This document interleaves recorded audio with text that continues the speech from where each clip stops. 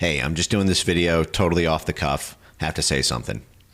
The Brazilian government just banned X, which means that the handle for the U.S. Embassy in Brazil at USAmbr is now banned in Brazil. Brazilians can't even see the X account of the embassy, and the embassy has not issued a statement condemning what's happened, has not threatened sanctions, has not threatened the retrenchment of U.S. business interests, has not threatened getting rid of the $200 million in foreign government assistance to Brazil.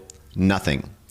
Just today, earlier, the U.S. Embassy finally, after, I don't know, almost a year of total silence, on just hours before the Brazil banned it, finally made a public statement about everything that's happened and said, we are monitoring the situation. They are monitoring it.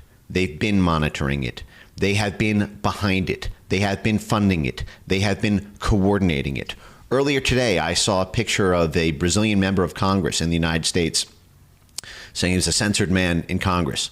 Well, do you know that the U.S. government actually funded the Brazilian NGOs, the Brazilian think tanks, who are part of the legislative development of these censorship edicts, and who pressured Brazil's government not to create a carve-out for congressional parliamentarians because it would give a free pass for Brazilian members of Congress to spread misinformation online?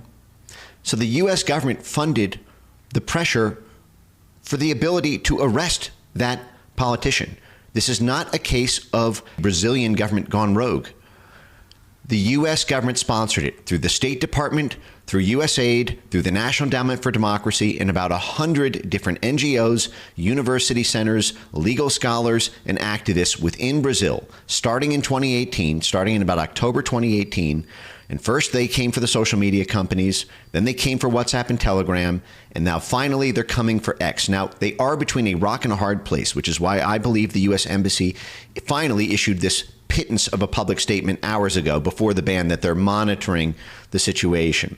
And this is because now there's a fire lit under their ass. And I'm sorry, but part of that may have been because I generated over 100 million impressions in the past 48 hours, specifically naming the U.S. Embassy. And I just went on Tucker Carlson specifically naming the U.S. Embassy. Now, to be clear, I'm not sure if it's the U.S. Embassy or it's the Western Hemisphere. What I know is it's the State Department and State Department dollars. And I have 1,000 of these people in Brazil with confessions that they were coordinating with the State Department while receiving State Department money to do it. Okay? So I don't know the specific wing of the U.S. Embassy because I don't have a security clearance. I'm not a member of Congress who can go in and get it. So I don't know if it's the Western Hemisphere aspect of the State Department or if it's directly at the embassy level. But the embassy is between a rock and a hard place right now because they want X to censor all Bolsonaro supporters, all pro-Bolsonaro sentiment. But they don't want to look like they're behind it. They are. And again, bring me in. I will show you the whole roadmap.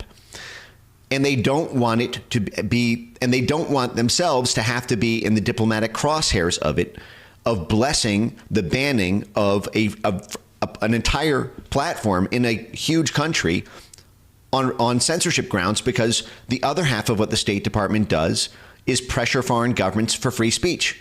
Because when there's a party they don't like in power, they promote free speech and sanctions countries for not having free speech because it doesn't allow the U.S. State Department network there to win an election or rise to power or galvanize political support. So pressure cannot let up. At this point, this late in the game, it is far too late for a semi-sympathetic, we're monitoring the situation from the U.S. Embassy.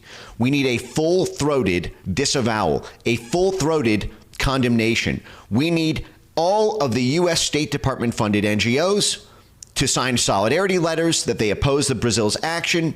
We need affirmative economic consequences. We need affirmative pullback we need sanctions. We need the total dismantlement of all foreign assistance to the Brazil economy. It is not enough to simply orchestrate this whole thing, fund this whole thing, and then at the very last minute try to wash your hands clean. Oh, we don't like what they did. You loved every single moment of it until about 48 hours ago when the fire started getting too hot with the PR blowback. Well, guess what? That's not going away.